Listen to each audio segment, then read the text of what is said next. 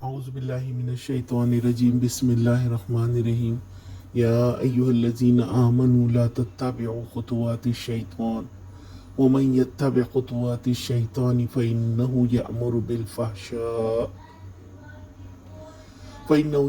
بالفحشاء والمنكر ولولا فضل الله عليكم ورحمته ما زكى منكم من أحد أبدا ولكن الله يزكي من يشاء والله سميع عليم۔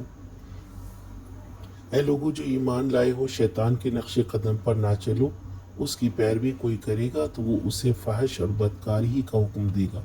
اگر اللہ کا فضل اور اس کا رحم و کرم نہ تم پر نہ ہوتا تو تم میں سے کوئی شخص پاک نہ ہو سکتا، مگر اللہ ہی ہے جسے چاہتا ہے پاک کر دیتا ہے، اور اللہ سننے والا اور جاننے والا ہے۔ اللہ تعالیٰ منع فرما رہے ہیں کہ لوگوں، شیطان کے قدموں کی پیروی مت کرو۔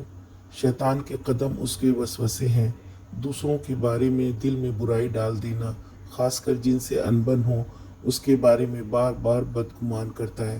پھر انسان میں اکتاہٹ ہوتی ہے اور وہ انتقامی کارروائی پر راضی ہو جاتا ہے اور اس کے خلاف ثبوت اکٹھا کرنے لگ جاتا ہے۔